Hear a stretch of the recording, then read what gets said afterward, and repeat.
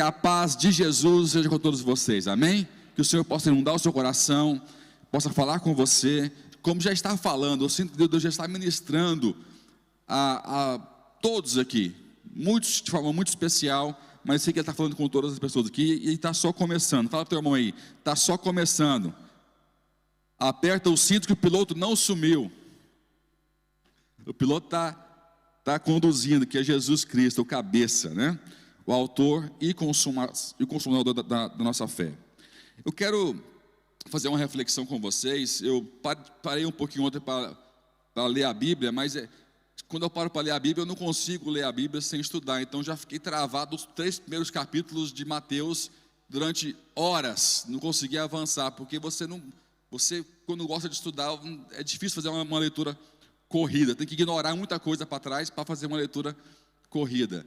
E ali eu comecei a ler a Bíblia só por ler e tirei alguns tópicos que eu quero hoje compartilhar com vocês, tá? Eu quero falar uma frase que vai ser o título dessa palavra, que é uma frase que você lê muito na Bíblia. Eu acabei de ler aqui, inclusive, é tão recorrente que você sempre se esbarra com essa frase, que é: para que se cumpra a Escritura, ou conforme diz a Escritura. Eu acabei de ler, não foi? Em Coríntios, Paulo dizendo: para que se cumpra a Escritura, deu aos pobres, não foi?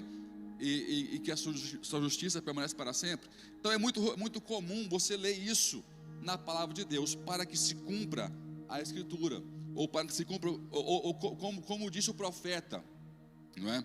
Então a questão que eu falo é isso: até que ponto nós estamos focados em deixar que a palavra de Deus se cumpra em nossas vidas?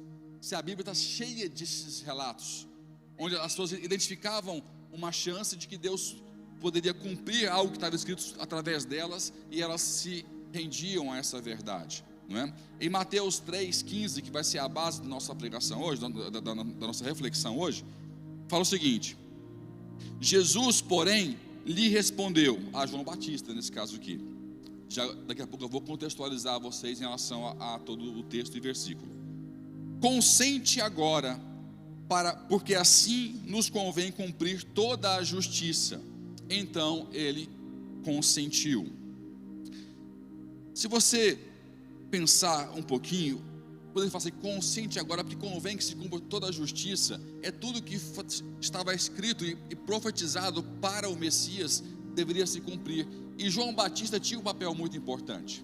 Ele fala: consente, permite, não impede o que eu quero fazer. Então a questão é: até quem define o roteiro da sua vida? É você que define o seu roteiro? É você que escreve o seu plano de vida, ou é Deus que escreve esse roteiro? Roteiro é uma palavra muito usada na indústria cinematográfica. Fala sobre papel, não é? Quando a pessoa contrata um ator, tem um filme para se realizar, então o diretor tem o roteiro do filme, tem um roteiro, o chamado guião para cada ator, e o ator vai interpretar aquele roteiro, vai interpretar aquele guião. O ator, ele não tem autonomia para escrever o seu guião, ele não tem autonomia para mudar o roteiro do diretor do filme, e ele assume aquele papel que lhe foi confiado, e ele vai representar o papel que o diretor definiu no roteiro. Deus também é assim. Ele definiu um roteiro para a humanidade, ele definiu um roteiro para cada um de nós. Até que ponto nós estamos vivendo o papel que Deus definiu para nós nesse roteiro, ou queremos escrever o nosso próprio roteiro? Então eu te pergunto: você vive hoje o roteiro que Deus escreveu, ou o roteiro que você mesmo tem escrito? É uma pergunta muito importante, e que você sabe a resposta no seu interior. Porque muitas vezes a gente fala que nós estamos vivendo o roteiro de Deus, mas na hora que o calo aperta, na hora que a minha fé é confrontada para decidir algo difícil, que a minha carne não quer fazer, eu escolho escrever a minha história, ou reescrever a história segundo o que eu quero, segundo o que é mais conveniente para a minha vida. E é aí que mora o perigo, né? Roteiro vem da palavra rota, direção, direcionamento. Deus escreveu algo para te direcionar. Ele sabe o seu princípio e o seu fim. Jeremias fala: eu bem sei os pensamentos que tenho a vosso respeito, pensamentos de paz e não de mal, para vos dar o fim que desejais. É um roteiro que tem princípio e tem fim. Eu meditei na célula de Londres na terça-feira sobre uma passagem de Jeremias, que eu não vou falar aqui hoje, onde você vê que Jeremias já estava preso pelo seu próprio povo, porque estava dizendo um roteiro que o povo não queria ouvir. Escuta aqui, nem sempre o que você vai ouvir de Deus vai te agradar. Não prenda o pastor por isso, não põe ele não gela ele no poço. Tem pessoas que Jeremias ficou fisicamente preso na cadeia, mas tem pessoas que prendem o pastor no gelo, na geleira. Por quê? Porque ele está pregando algo que você não quer ouvir.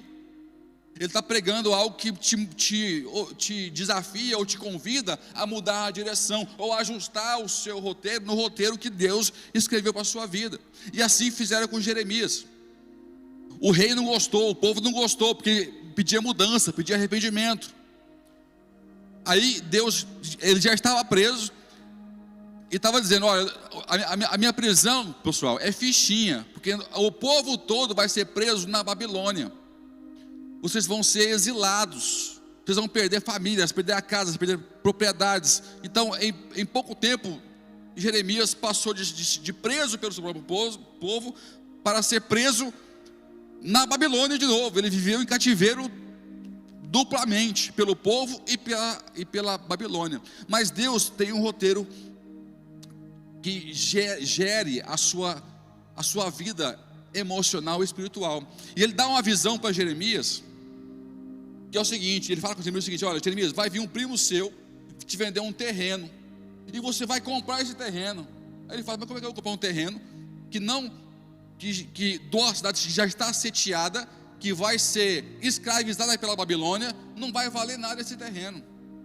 Deus diz: não, você vai chegar o seu primo, vai te oferecer um terreno, você vai comprar esse terreno, porque você vai comprar esse terreno, vai pegar a escritura dele, colocar num vaso que vai durar muitos anos, muito tempo, com testemunhas e etc.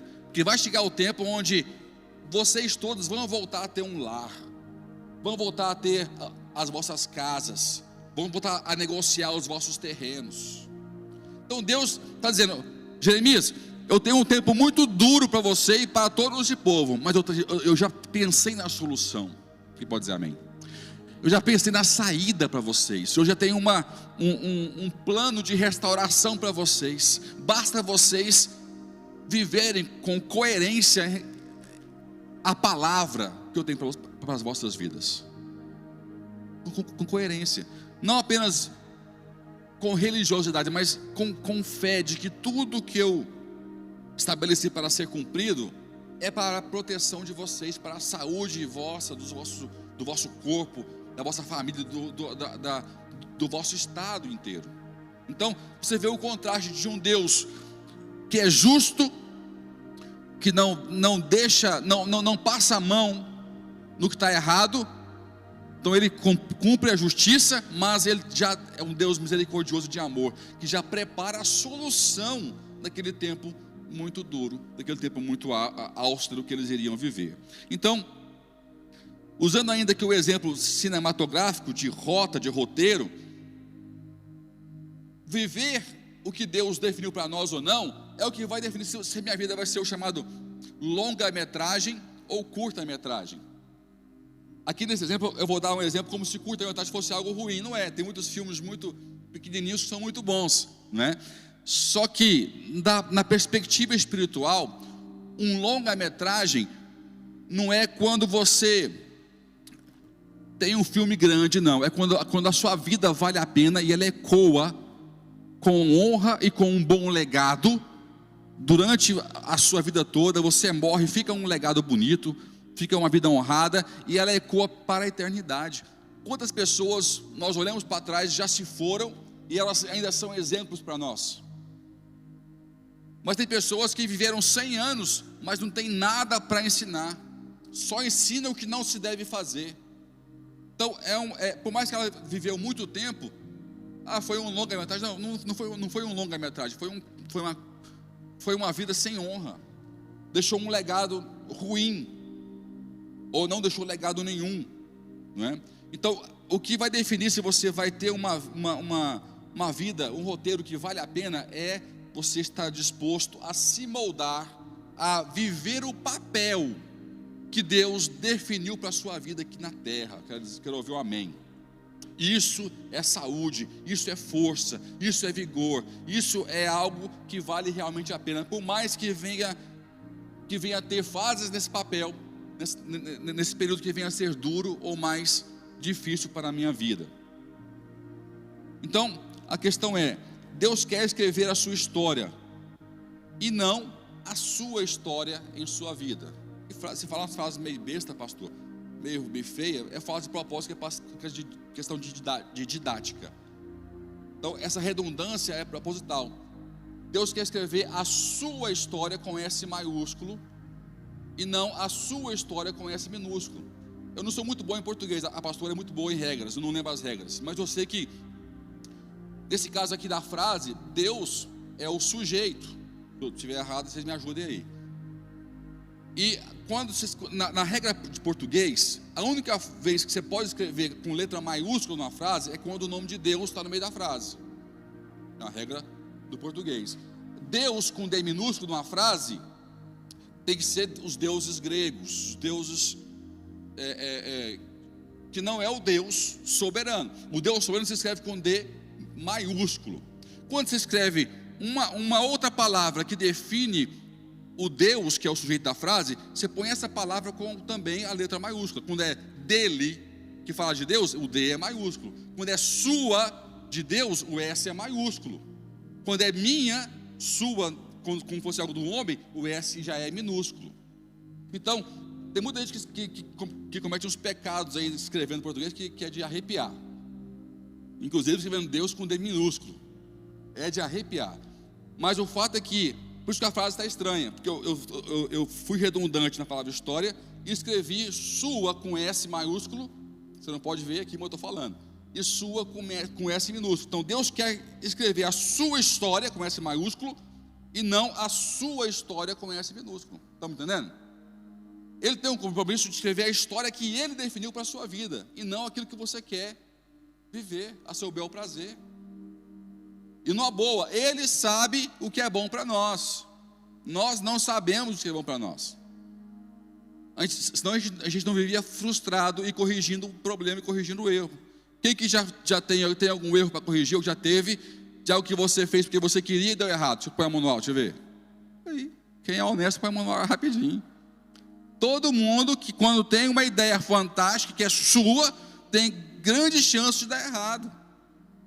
Se Deus não iniciar com você essa empreitada, não for o princípio da ideia, o princípio ativo da sua criatividade, é bem possível que você vai ter problemas sérios e consequências com as suas escolhas. Por isso que eu escolhi esse versículo, Mateus 13:15. Jesus, porém, lhe respondeu: consente agora, porque assim nos convém cumprir toda a justiça. Então ele consentiu. Antes de fazer paralelos e aplicações práticas e pessoais sobre o versículo, eu quero te dizer o que quer dizer isso na forma literal da palavra de Deus. Quando Cristo fala o seguinte: convém que se faça toda a justiça, é porque Ele está ali como papel de Messias, e João Batista como aquele que estava escrito também, que iria preparar o caminho para o Salvador. Só que, biblicamente e a nível espiritual, toda a autoridade estava sobre João Batista. Ele foi o precursor do Evangelho. Ele começou a pregação de que é chegado o reino de Deus. Não foi Jesus Cristo, porque ele veio a preparar o caminho. Está lá, né, dito em Isaías sobre ele. Queria preparar o caminho, caniço agitado no deserto, uma coisa assim, que viria depois o Salvador. Quando ele fala, convém que se cumpra toda a justiça, depois ele mesmo diz, convém que ele cresça e que eu o quê? Diminua. Qual que é a justiça? É ele tomar a liderança, ou seja, eu vou ser batizado por você, para entrar no seu ministério, no nosso ministério, mas você foi o precursor, está em você a bola da vez, está em você a autoridade, eu agora vou me curvar, eu vou ser batizado por você, e aí sim eu vou entrar debaixo dessa unção, desse mover, aí você já pode desaparecer, porque eu vou assumir. Então convém que se faça tudo o que é legal a nível espiritual. Quando ele faz isso, vem uma porção dobrada sobre ele, o Espírito Santo desce de forma corpórea sobre ele, e uma voz sai do céu, para todo mundo ouvir, dizendo: este é meu filho amado, em quem eu tenho prazer. Então, o mundo espiritual trabalha sobre legalidade, sobre autoridade, e Jesus falou assim: eu não posso quebrar um princípio que eu mesmo construí. Olha como é que Deus é fantástico. Eu não posso quebrar um princípio de autoridade, de hierarquia que eu mesmo construí. João Batista, você não é maior do que eu sou maior do que você. E João disse isso: como é que eu posso te batizar se eu não sou digno para atar as sandálias dos teus pés? Então, Cristo sabia que ele era maior que João Batista, mas a autoridade ministerial estava naquele momento nas mãos de João Batista, e ele tinha que pegar essa autoridade. Ele falou: João, consente. Ele está pedindo para João, Deus, nosso Pai, Jesus Cristo, está pedindo para João Batista: consente, dá permissão, não se constranja, porque eu sou maior que você, eu preciso de me curvar, eu preciso de me alinhar a essa autoridade. E daí em diante, você pode ver que quem volta a falar depois a frase, ele não muda a frase da pregação de João, ele replica a frase de João. Você pode ver que quem fala primeiro na Bíblia sobre é chegado o reino de Deus, não é Jesus, é João Batista. Aí Jesus continua a pregação, que é chegado o reino de Deus, e manda os seus discípulos de dois em dois, de casa em casa. Está na Bíblia, a gente passa sem ver.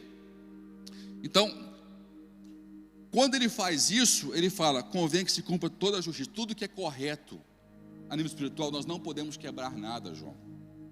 Vamos seguir o que é certo, vamos seguir o que a Escritura definiu para nós vivermos, vamos seguir o roteiro que Deus definiu, vamos seguir o passo a passo que Deus disse que deveria ser.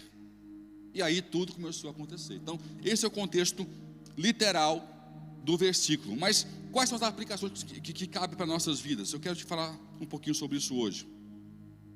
A primeira grande lição que eu tiro aqui é que tudo é sobre viver o que Deus escreveu para nossas vidas. A nossa vida se resume a isso, em viver o que Deus escreveu para as nossas vidas. Eu quero ouvir um amém seu. Mas como assim, pastor, o que Deus escreveu? Ele escreveu sobre mim? Escreveu, e eu vou te mostrar isso hoje. Várias vezes, várias coisas, mas tem coisas que são muito claras, e eu quero te mostrar aqui algo que é muito claro, de que Deus escreveu para nós e sobre as nossas vidas, tá? Então, se você, só até o capítulo 3, se você pegar o capítulo 1, 2 e 3, você vai ver várias vezes a frase: para se cumprir a Escritura, ou para se cumprir o que foi escrito. Só até o capítulo 3, eu contei aqui várias vezes. Em Mateus 1, eu gosto de provar o que eu estou falando. Em Mateus 1, 22 fala: da virgem nascerá um filho, sobre o que está escrito. Mateus 1, 22, primeira vez. Mateus 2, 5: e tu, Belém Efrata, de modo algum serás a menor. Por quê? Porque Herodes manda matar os filhos todos abaixo de 2 anos, e mais a profecia se cumpre, e fala: para que fosse cumprida a profecia sobre Belém Efrata. Em Mateus 2,15: do Egito chamei o meu filho. Está lá, para que se cumpra o que fora dito pelo profeta: do Egito chamei o meu filho. Quando Deus manda José e Maria voltar do Egito para Israel, porque eles estavam fugidos no Egito. Contei já 3. Tudo no capítulo 1 e 2 até agora. 2,17: Raquel chorando os seus filhos. Mais uma profecia bíblica falando, quando o povo, as mulheres, as mães enlutadas choram a morte dos seus filhos. Raquel é o símbolo das mães de Israel aqui. E mais uma vez a profecia se cumpre. Mateus 2,23: ele será chamado o Nazareno. Por quê? Porque José teve medo de ir para uma região e foi para Galiléia. E falou, para que se cumprir a profecia que disse que ele seria chamado o Nazareno. Nem cheguei no 3 e já li várias vezes, só do 1 ao 2, aonde tudo converge para que a palavra de Deus cumprisse as suas escrituras. Olha o esforço que o céu faz. Olha o esforço que Maria fez, que José fez. Olha o esforço que Jesus fez, que João Batista fez. Eu te pergunto, que esforço que você faz para que a palavra de Deus se cumpra na sua vida? Tudo converge, tudo trabalha para que a palavra se cumpra. Os grandes profetas, os nossos grandes mestres e referências trabalham e trabalharam constantemente para que tudo vivesse a 100% neles o que for escrito. Que esforço eu faço? A gente quer viver o evangelho sem esforço. O que fala a Bíblia? O reino de Deus é tomado por quê? Por força, por violência. Eu vou pegar uma espada e vou dar porrada em todo mundo. Não, é violência contra você mesmo. É força contra você mesmo. Porque a sua carne, ela é contrária ao Espírito Santo de Deus. Então eu tenho que ter força para que o reino de Deus se cumpra em minha vida. Força contra tudo aquilo que está em mim, que vai contra o evangelho, que vai contra a palavra, que vai contra a escritura. Aí sim, o reino de Deus é tomado por força e por violência.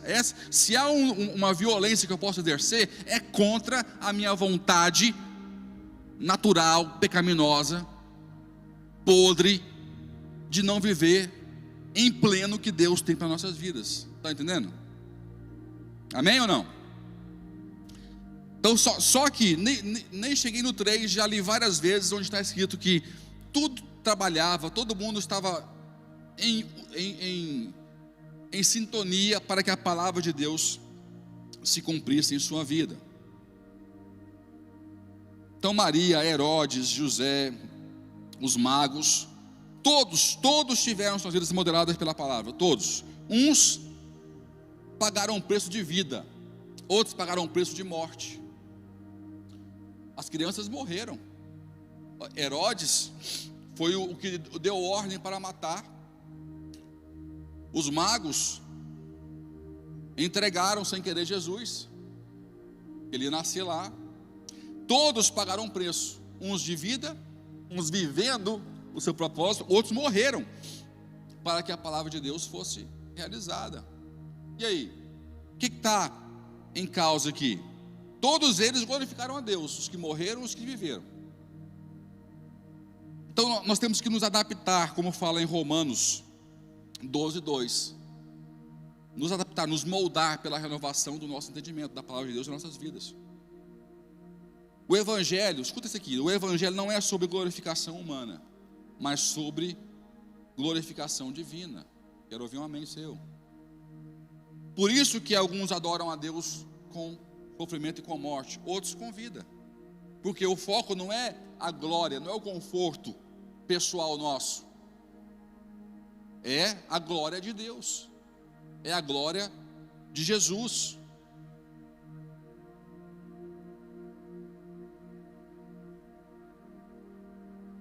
Nós temos que entender que Jesus ele veio revolucionar, ele veio mudar as coisas. Tem uma fala, quem já viu aquela série The Chosen? Ou está vendo, né? Saiu agora a última me ajuda, temporada, obrigado. E eu não vi ainda, quero começar a ver. The Chosen é uma série sobre Jesus como nunca vi na minha vida até então.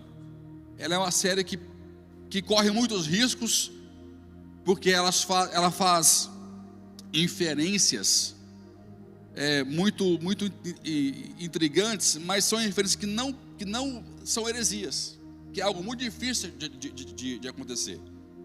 São coisas possíveis que poderiam acontecer, mas não está na Bíblia. Então é aceitável a conjectura, é aceitável a inferência. Por exemplo, um exemplo bobo para você entender aqui. Quando alguém prega e fala que o apóstolo Paulo, quando Jesus apareceu para ele, caiu de quê? Do cavalo. Mas está cavalo na Bíblia? Não está. Mas a inferência é muito pertinente, porque ninguém faria uma viagem tão grande como aquela sem um cavalo ou sem um camelo, sem um modo de transportar a pessoa. Aí tem pastores que querem fazer show e criticam o outro pastor que falou cavalo. Ah, não está na Bíblia. Não está, mas é uma inferência, é uma conjectura muito possível. Então não é heresia falar que era um cavalo. Está entendendo? Então esse é um exemplo bem simples de perceber como é que eu trabalho, porque às vezes, como é que os pastores trabalham e os filmes e novelas trabalham? Porque às vezes de um versículo para o outro tem 10 anos de diferença. Um versículo para outro tem 10 anos, 20 anos, 50 anos, de um versículo para outro. Então, cabe, quem conhece bem a história, bem a Bíblia, consegue fazer conjugações, inferências possíveis e que edificam muito a igreja. E nessa série tem um diálogo entre Jesus e Mateus. Mateus na série é colocado como autista e como alguém que está ajudando Jesus ali a organizar o sermão, a escrever, porque ele inclusive é um dos que escreveu, deixou relatado pela sua alta capacidade de pensamento, de organização, né? Então, ele escreveu um dos evangelhos. E no diálogo, Mateus fala com ele, mas não está muito duro esse discurso. Inclusive, há um fato bíblico que fala que os apóstolos queriam ir, não queriam ir embora, muitos foram embora porque era muito duro o discurso de Jesus. Mas Jesus, quão duro é o seu discurso? Aí ele fala, mas e vocês não querem ir embora também? Ele fala, mas para onde iremos, se só tu tens as palavras de vida eterna? Então, foi em uma outra passagem dito isso, que Jesus ele pregava duramente, e alguns discípulos não podiam ouvir, e alguns discípulos, não poucos, deixaram Jesus, porque duro era o discurso dele. E só não foi embora os apóstolos porque estavam um pouquinho mais perto e sabia que dele vinham as palavras de vida eterna, e ali permaneceram. Então Mateus ele fala, Jesus, é muito duro, você não está sendo um pouquinho duro demais nas suas pregações para registrar aqui?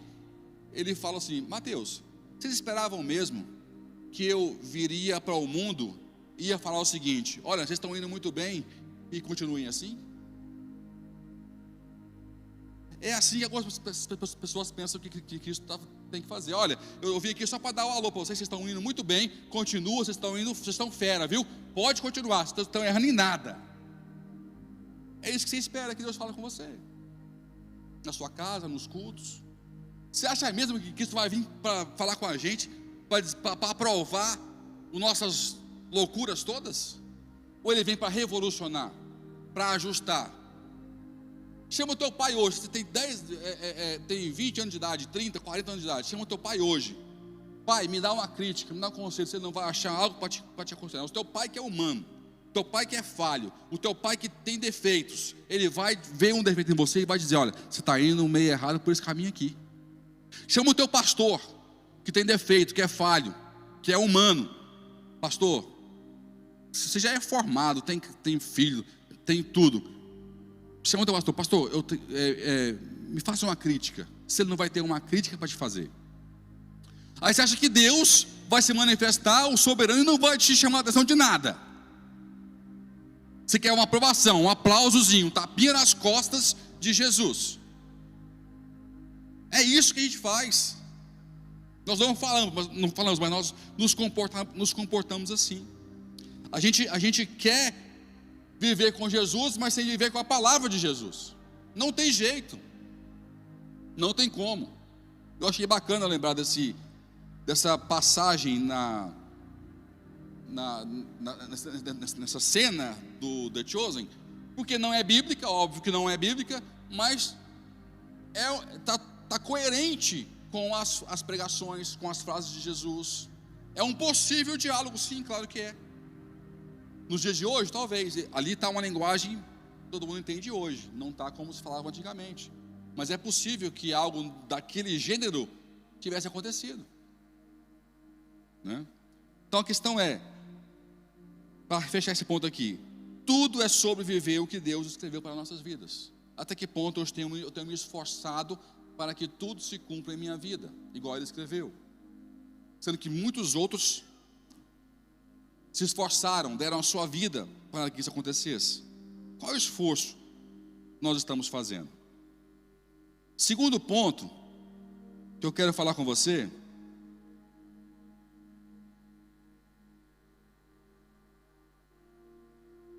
é que fala o seguinte: consente agora, em Mateus 3,14, fala o seguinte: mas João o impedia. João o impedia. E aí nasce a frase de Jesus: consente agora. Consente agora, permita agora que isso aconteça.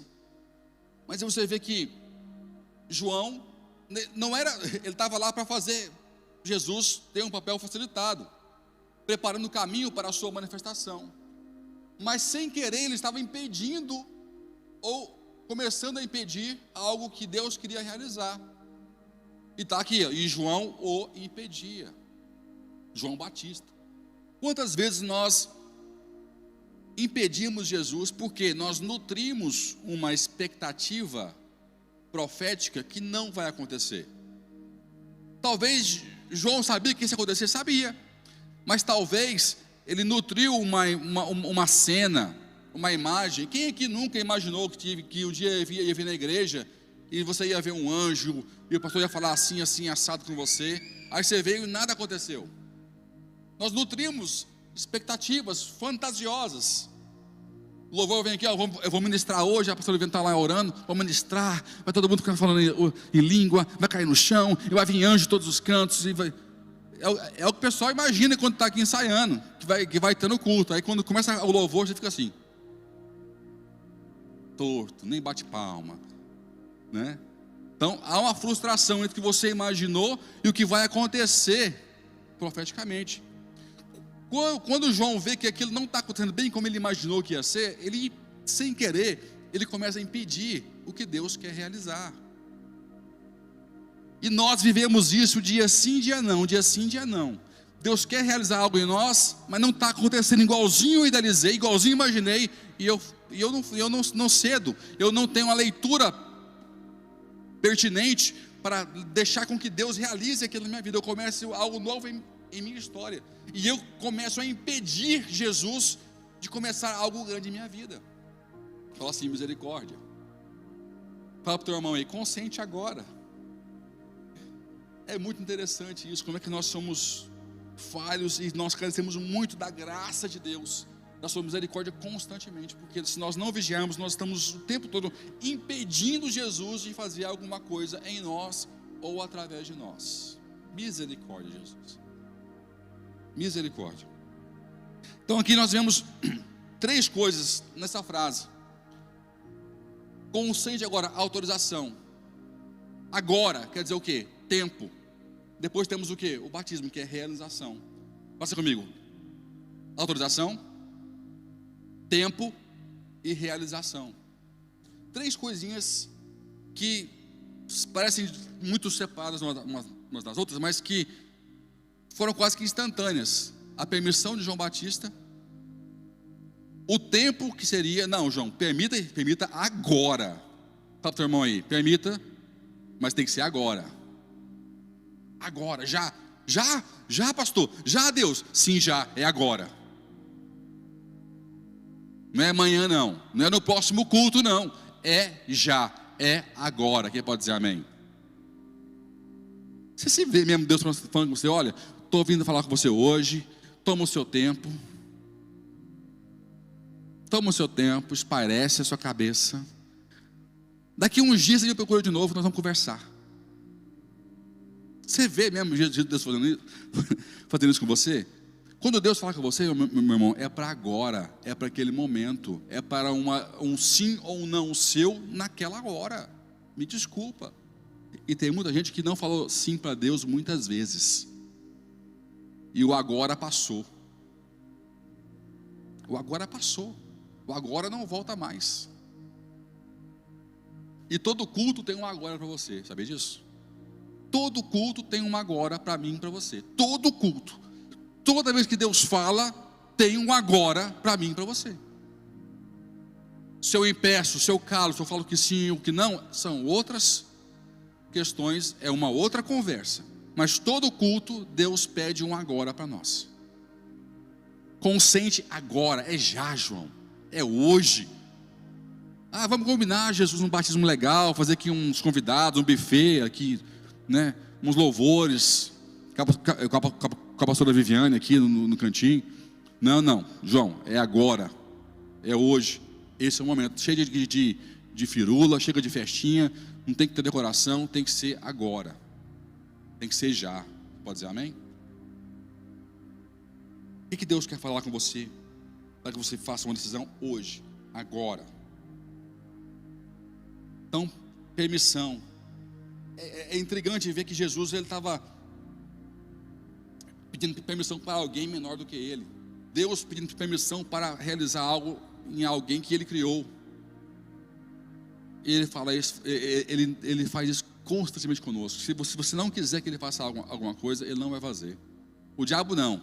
O diabo, se ele achar uma chance, ele entra, mete o pé na porta e ele arrebenta. Deus fala: eu estou aqui, posso fazer agora. Você deixa? Você consente? Você permite que eu atue no seu casamento? Você permite que eu atue na sua vida financeira? Você permite que eu atue na sua vida ministerial, social? Você permite que eu faça isso? Então não é porque você idealizou de uma forma profeticamente falando e não está acontecendo que Deus não está agindo ou não começou a agir. Pode dizer amém? Então, olha que a mim mais triste. É frustrante, né? Eu entendo. A gente imagina algo muito além da realidade. E Deus faz diferente. Vou te falar uma coisa: Ele vai sempre fazer diferente. Agora ficou um dia de silêncio, que ficou além do silêncio. Não sei o que aconteceu agora. A frustração foi tremenda. Eu senti a vossa tristeza daqui. Não fui contaminado, mas eu senti. Deus sempre vai fazer diferente. Sabe por quê? Para você ver: nossa, está diferente demais, está esquisito, mas eu estou vendo que é Deus que está fazendo. Você vai identificar que Deus está naquele negócio. É importante sempre que Deus faça algo, que você identifique que é algo que Deus está fazendo para a sua proteção e para a glória de Deus. Então Ele vai sempre contrariar a sua expectativa muitas vezes. Não vai ser igualzinho você pensou. Deus, ele é igual aquele médico que eu falo sempre aqui da pastora Viviane, né? Que ela ia no médico, até que ela ouviu uma má resposta e nunca mais fez isso. Ela ia no médico, Dr. Fernando Heleno, até hoje eu lembro o nome dele. Ele já aposentou já, foi o nosso primeiro médico de família aqui em Portugal. E ela chegava lá: doutor, eu estou igual está aqui hoje, né? Gripada. Eu estou gripada, eu preciso desse remédio, esse exame. Aí ele dizia assim: mas quem que é o médico aqui? Sou eu ou é a senhora? Chega já dando receita, dando diagnóstico, resolvendo tudo para o médico. Então você não ficou em casa então e já encomendou o remédio? Você já chega dando o diagnóstico, pedindo o remédio e pedindo a receita. Você também é assim? Mais uma ali se manifestando. E sabe qual é a novidade? Fazemos isso diariamente nas nossas orações. Pastor, você tirou o dia para me contrariar hoje. Falei: tirei. Fazemos isso constantemente nas nossas orações. Oramos para Deus, mostramos olha, Deus, estou orando para o Senhor, eu preciso disso. Olha, mas está aqui o problema, e o Senhor precisa fazer isso, isso e isso, porque aí resolve tudo, Senhor, entendeu? Que eu não fale outra vez, Senhor. Nós fazemos isso constantemente nas nossas orações. Oramos a Deus pedindo que Ele faça, que Ele cumpra o protocolo todinho que eu idealizei. Ele não vai fazer. Vai ser tudo diferente. E se você não estiver bem com Deus, você não vai identificar que Ele está agindo e vai perder o agora. Vai perder a oportunidade mais uma vez. Segundo ponto importante. Deus aqui definiu uma história para uma equipe, para um povo, não apenas para uma pessoa no individual. Você pode ver que fala o seguinte: nos convém, faça comigo, nos convém cumprir toda a justiça. Nos convém. Deus, ele revela a você no individual, mas ele cumpre as suas promessas no coletivo, como igreja. Nós precisamos uns dos outros para viver tudo que Deus tem para nós. Nós precisamos uns dos outros, meu irmão. Nós precisamos uns dos outros. Cada um com um papel diferente, sim. Cada um com uma hierarquia diferente, sim. Mas nós precisamos uns dos outros. Nos convém cumprir toda a justiça. Vamos continuar o trabalho em equipe. Casamento, nos convém cumprir o que é justo.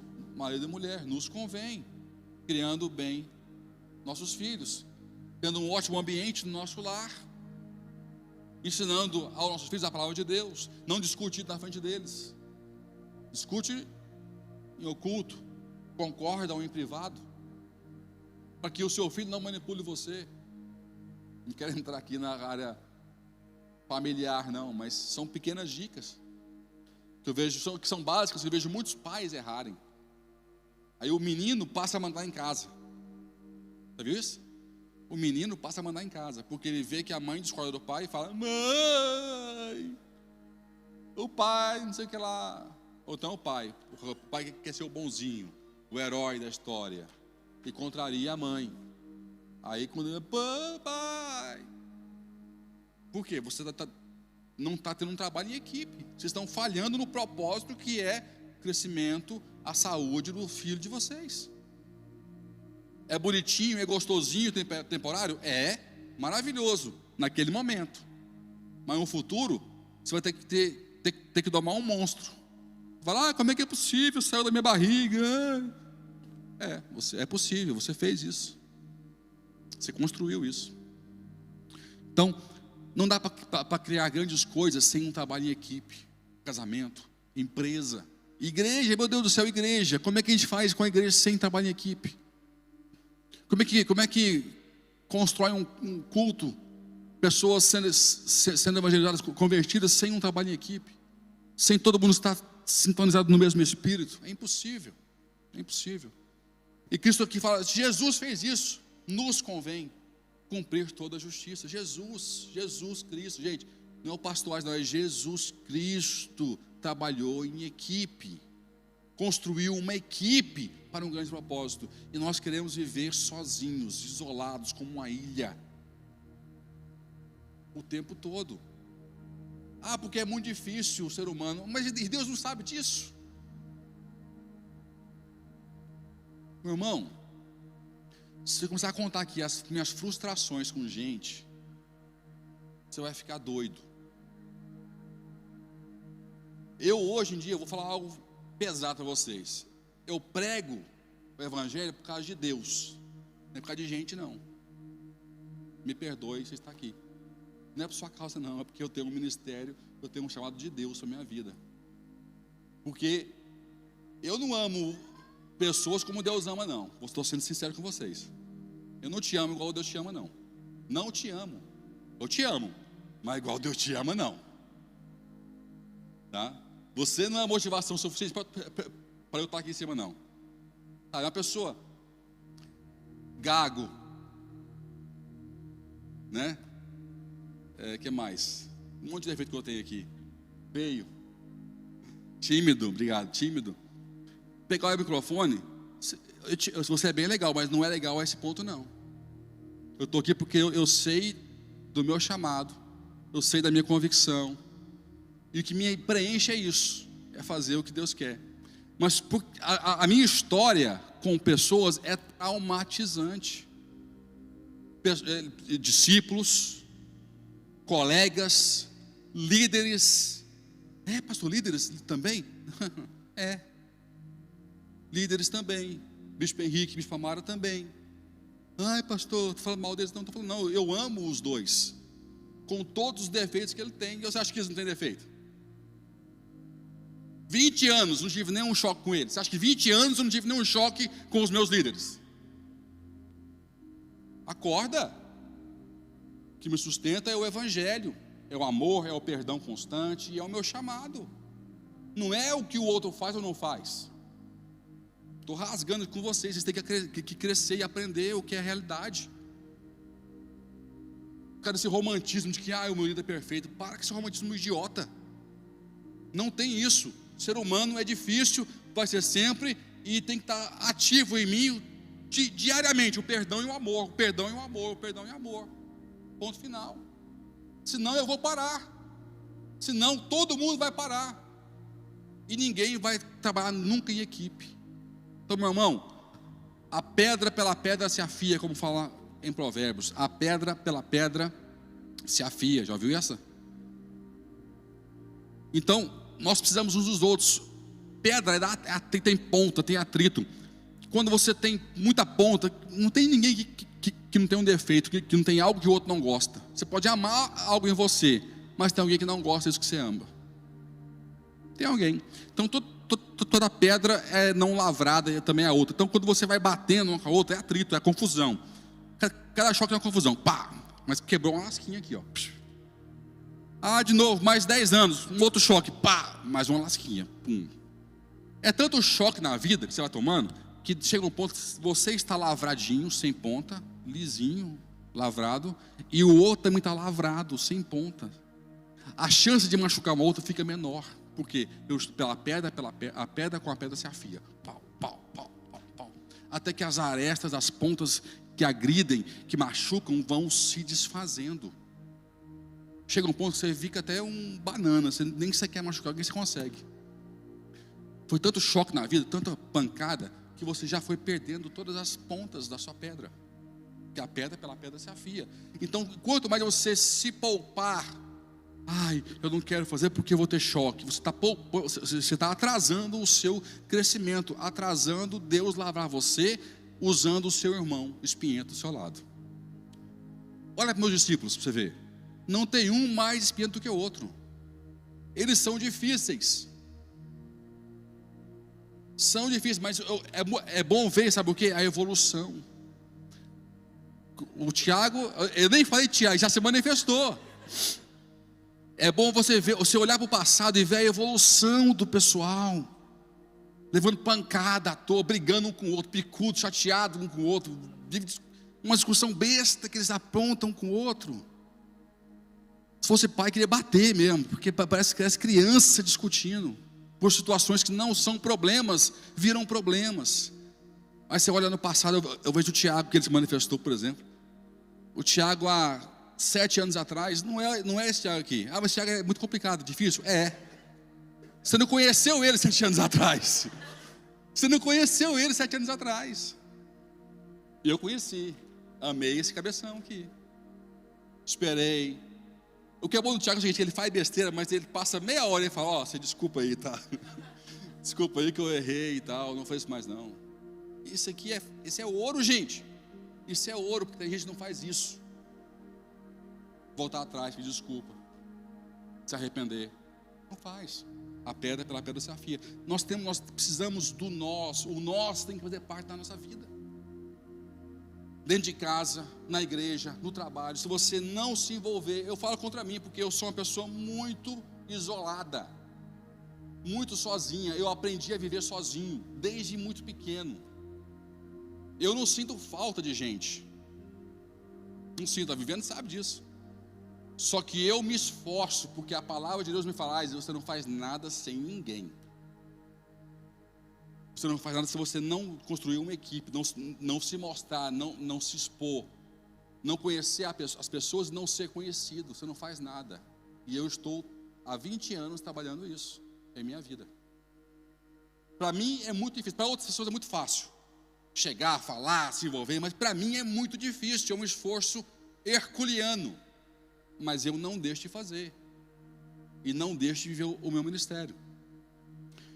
Então, o nós tem que fazer parte em nossas vidas. Se você não discernir a importância disso e permitir com que algo aconteça, você não vai ver grandes coisas na sua vida. A nível de poder de Deus, a nível espiritual, você não vai ver. Você pode ver que, vamos ler o versículo 16 e 17, por favor. Mateus 3, 16 e 17. E compõe aí? Vou abrir aqui. Sair aqui do livro. Mateus 3, 16 e 17. Batizado que foi Jesus, saiu logo da água, e eis que se lhe abriram os céus, e viu o Espírito Santo de Deus descendo como uma pomba e vindo sobre ele. Quer ver abrir os céus aí? Quem quer ver o céu abrir aí? Irmão, nós, fazer comigo, nós, agora, nós, agora, é isso, irmão, trabalhar com equipe e trabalhar agora, falar sim para Deus agora. Não dá para você ver o céu aberto se você não se envolver com o que Deus está falando. E eis que uma voz do céu dizia: este é o meu filho amado, em quem me comprazo. Quer ouvir a voz de Deus? Sim ou não? Então, nós, agora, nós temos uma história que Deus fez para nossas vidas, e nós temos que viver isso. Então eu permito Deus no individual, mas eu realizo no coletivo. Último ponto para a gente poder encerrar.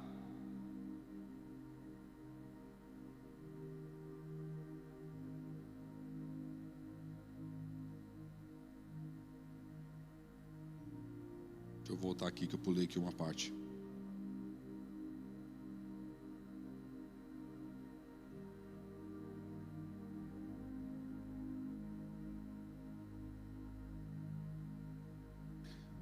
Vou fazer uma pergunta para vocês.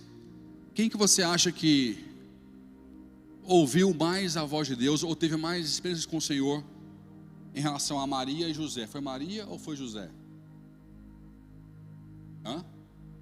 José? Boa. Foi José. Poucas pessoas sabem disso. Quantas vezes o anjo falou com Maria, por exemplo? Quem arrisca aí? Uma. E com José? Várias vezes, 4 vezes. 4 vezes. Ele fala com José quando ele acalma José para ele casar com Maria. Ele fala com José para ele fugir do Egito, para voltar para o Egito e para ir para Galileia.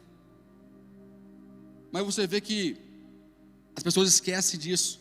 Maria recebeu a revelação de que ia ser mãe do Messias, mas quem dirigiu a proteção de Jesus, a criação de Jesus, foi José.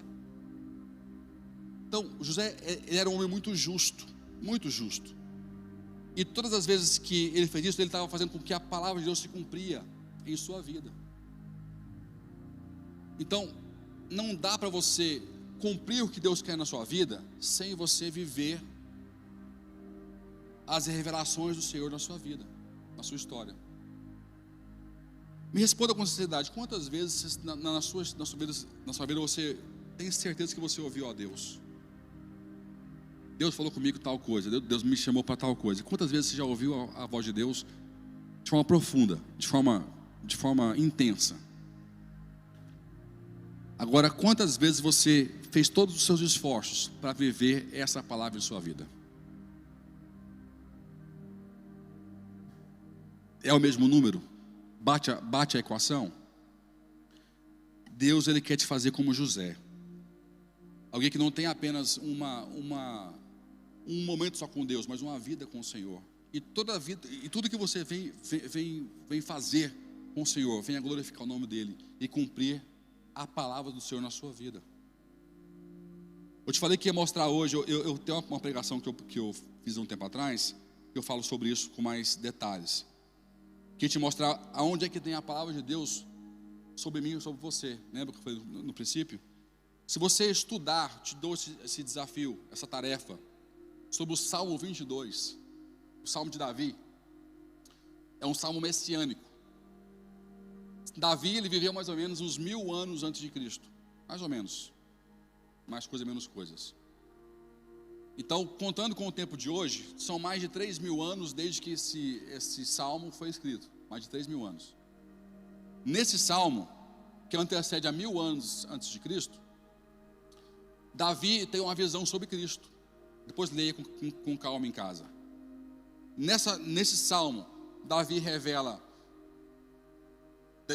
Davi vê a sua mão trespassada, ele com a boca seca na cruz, ele vê cada detalhe da crucificação no Salmo 22, 1000 anos antes de Cristo nascer.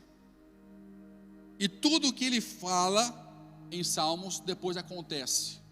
E ele não foi o único. Isaías deu ao pormenor várias coisas da crucificação.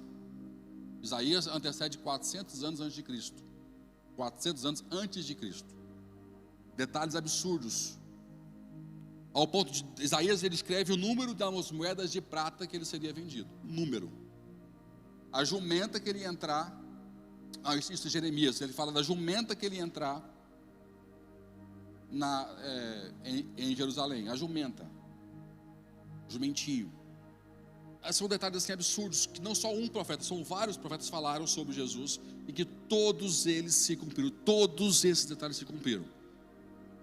As chances matemáticas são impossíveis de acontecer, e todos foram cumpridos.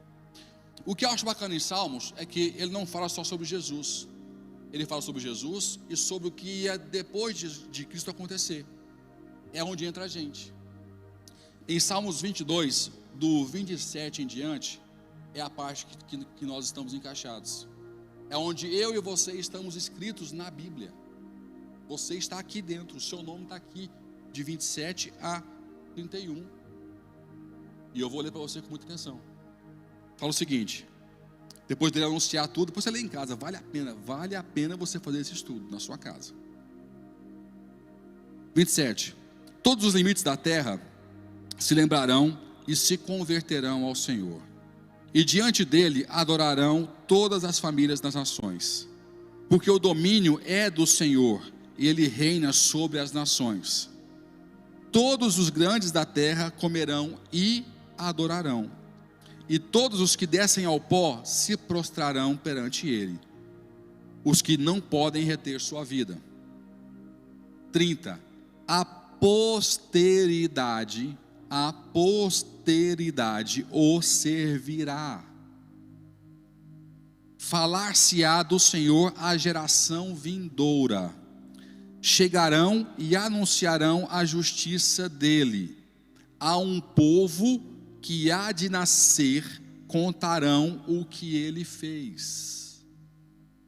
A um povo que há de nascer, contarão o que ele fez. Nós estamos aqui no finalzinho do capítulo 22 de Salmos. Se Deus cumpriu tudo que estava antes desses versos para trás, Ele não vai cumprir também agora? Então agora é a nossa vez de falar, de dizer: para que se cumpra as Escrituras, irei ser esse servo que fala Salmos aqui. Você pode dizer amém? Para que se cumpra as Escrituras, anunciarei o Evangelho. Amém? Para que se cumpra as Escrituras, testemunharei os seus feitos, o que ele fez. Pode dizer amém?